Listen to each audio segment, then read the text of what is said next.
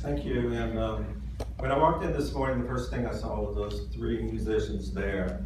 And it was warming to my heart because not only are they great musicians, but they're spiritual students that have been studying this for a long time. So thank you very much.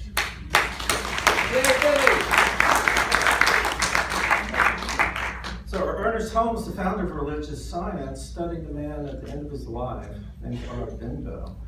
Aurobindo was a Hindu mystic, theologian, author, and teacher. And Mr. Aurobindo said something very profound. He said, "The ascent to the divine life is the human journey. It is the work of works." And I promise that's the last time I quote Aurobindo, and I'll tell you why. How many of you have read Ernest Holmes? Okay, keep your hands up if you think Ernest Holmes is an easy read. Compared to Aurobindo, Ernest Holmes is an easy read. So anyway, buyer beware. And the book I'm reading is 900 pages. It's called The Life Divine. I'm going to talk a little bit later about that.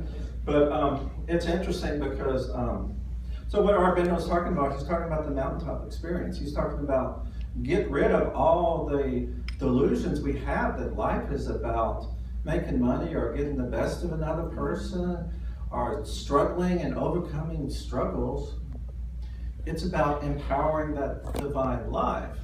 Yet at the same time, the theology is just the same as ours. He says that divine life is here right now.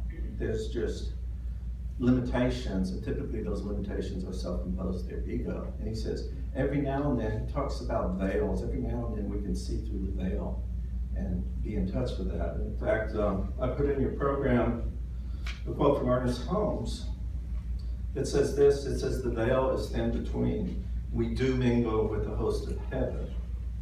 And that quote from Ernest Holmes was a quote that when he gave the famous talk in Whittier, not too far from here, where he had the mystical experience as he was talking. That's what that quote is from. So before we get started in this subject, I want to share a bit of my personal journey with you. So those of you that have been around for a while know that I started this thing called ministerial school about 3.5 years ago. And I just graduated. I just got my master's degree in consciousness. Went through all the celebrations, seasides, and you were there.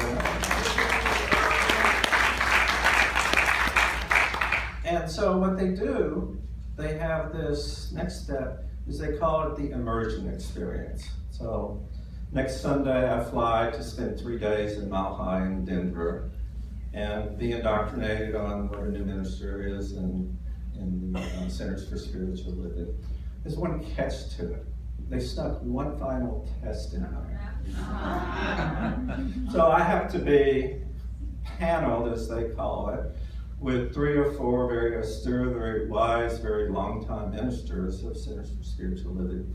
And I have to convince them that my consciousness is at the place where I can be a good minister for Centers for Spiritual Living.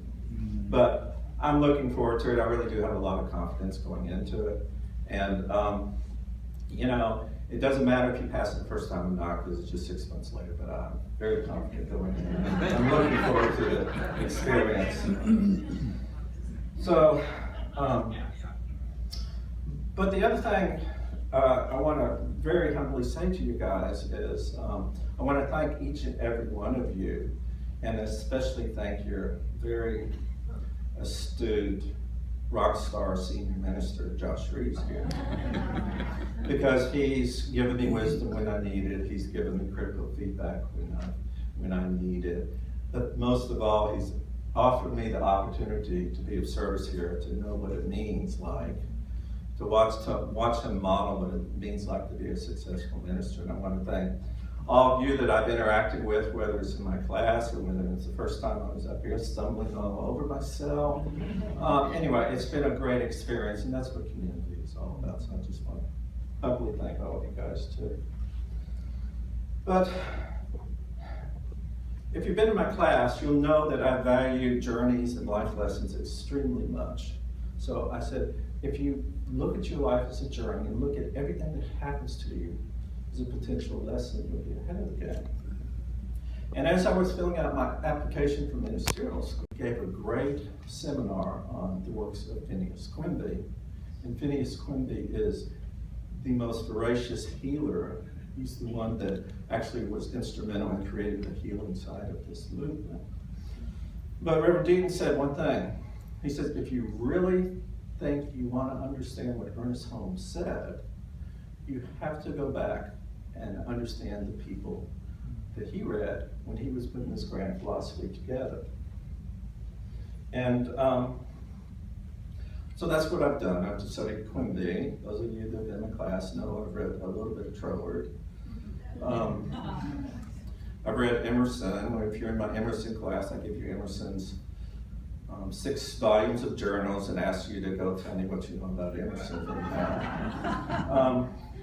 But anyway, so finally, it got to Aurobindo. And so for me, Aurobindo, and Ernest Holmes really liked the Hindu philosophy. And what he said about the Hindu philosophy is they were the first one to have this unitive concept of one mind creating all effects. And, you know, we like this term, God is all there is. And sometimes we think we sort of came up with it. The only problem with that, and we use it all the time in this movement, and I like the movement because I think the movement had to grow from more intellectual to more heart-based.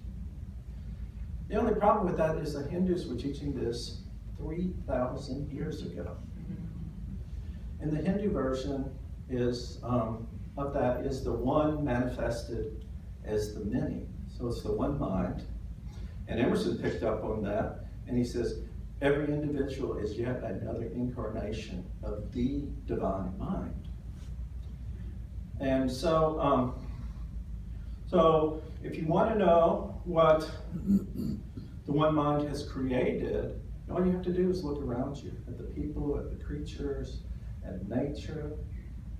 And if one of those wonderful creations is giving you a bit of a problem, maybe it's a coworker, maybe it's an ex-spouse, maybe it's a brother-in-law. We do have a saying that helps us deal with it in this movement. You can say, isn't that an interesting child of God, just like me? Because unfortunately you are connected to that.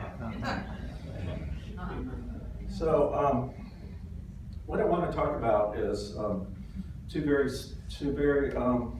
sound simple concepts that Aurobindo touches on. And actually, the more and more I study all the different world religions, the more and more similar rather than different that they are to me. And he talks about the 2 aspects of spirit in our life. Is that one is the aspect of the transcendent one. Some people use a Christian symbol and think about that as the vertical part of the cross.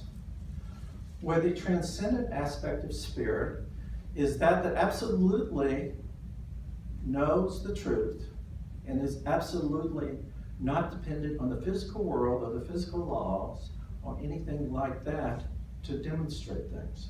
This is that part of us that knows that if we don't know the answer, we don't look in the world of effects, we go within and look to the highest place we can. And typically when we think of this, we, at least for me, we get to a very reverent space. How powerful that is, that we can have the answers without doing all the work down here. And then there's the other aspect of it. There's the immanent aspect, which can be seen as the horizontal. If we want to use a Christian symbol, we use the horizontal part of the cross. And that's the world that we live in. And sometimes it can be cruel, sometimes it can look violent, and sometimes it can look like bliss. And we have examples of this all the time. And where Aurobindo kept saying over and over again, he put the cases out how a pure transcendent relationship doesn't work and a pure immanent relationship doesn't work. He kept putting the message out that what is needed is an integration of the two. And we have examples of those. We have examples of the transcendent, and that's the way that we can use our spiritual mind treatment and turn away from the effects, turn away from the condition. We have examples, very real examples of the immanent, and the females in the audience have so much more advantage of the males of this thing because they know how to bring life into the world. And this is the moms and the grandmothers and the aunts that are just nurturing people, celebrating the kids and the grandkids' achievements, knowing what it takes, making that silly peanut butter and boysenberry jelly sandwich that they know will cheer them up and nothing else will cheer them up. So they have a tremendous advantage over that, but it takes both sides. And our movement, I don't know if any of you went to graduation, Arthur Chang gave a great invocation. And he talked about the principle and the presence. It's the same philosophy. The principle is that can do anything, and the presence is this tingling feeling that when you're on top of the world, you feel alive, and that when everything is going wrong, when you feel, what am I going to do? Something deep inside says it's going to be okay, and nurtures you, whether you're feeling bad or you're feeling good. And this is this immanent presence, right? And to me, that's where the best teacher of that immanent presence is Mother Teresa. She didn't see the world conditions. She just kept telling us we need to love each other. And in the Jewish mystical teaching, the Kabbalah, they talk about different aspects of God. They talk about wisdom on one hand and love and understanding on the other. And they say it takes both. And they use an example because if it's wisdom with no use of love and understanding, that's where violence can come from. That's tough love gone wrong. So we have different ways for this. And I need to backtrack one more time because I forgot one thing I did in ministry on my trip to become a practitioner in Jekyll Island, Georgia. It was at the place called the Buccaneer Inn. So it started my collection of bad jokes. So who here knows the real definition of the Buccaneer? No, I can't steal your thunder. Go tell us. It's a bad price for corn. And that will probably be even a worse joke in 10 years, because in 10 years it will probably be a good price for corn, right? So anyway, so we're covering the very difficult subjects that Art Bendel talks about. For me, I have to do it first thing in the morning when I do my spiritual practice, which is a little bit after 4 in the morning when my mind's totally clear. And the most I can read of him is 3 pages. And sometimes I go to the next 3 pages and sometimes I don't. But anyway, we're talking about the immanent and we're talking the transcendent, we're talking about the immanent. And there's, I think there's, the way that it's come to me is that at different points of our life, we need to pursue those different paths. So for me, those of you, you know that I love teaching and all philosophy and all that. But for me, every time I sit down in the morning and do my visioning for my ministry, what keeps coming up is very immanent stuff. What keeps coming up is behaviors. And I keep getting, I need to be charismatic, I need to be gracious, and I need to be compassionate. And in the last class I took in ministerial school, it was a class of creativity. And I put that in one of my papers, and my teacher fed back to me. She said, you know that all those things are just how you interact with people. Charismatic means how people see you. Gracious is how you treat people. And compassionate is how you try and empower people. So I guess my challenge I'll continue to give you today is don't be afraid to integrate these things, because my senior mentor, Reverend Dr. Kathy Hearn, says we always have what I call our leading edges to work on, is that we're not very good at. Because if we want to continue to be whole, perfect, and complete, we have to sort of integrate ourselves that way. And I don't know if it's her or me, but I interpret that leading edge to be the bleeding edge. Because that's that part of ourselves that we don't want to look at, that we're really not comfortable doing. But at some point in time, we just need to go do it. So I have 3 examples in real life of how we see this immanent and the transcendent. Reverend Josh is the first one. So I was taking his class on Plato, and I think it was the second class. He said, I've got to go to, it was Tuesday night, he says, I've got a wedding to do, and I guess that's just the life of a minister. Most weddings are on Tuesday, and that one was spur of the moment. So he says, can you manage the class? And he gave me things to do for 45 minutes. And so I did.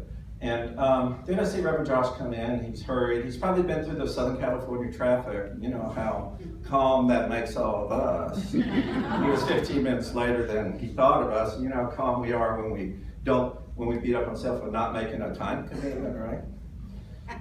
But he came into that class, and within 30 seconds he was beaming. He was in his zone.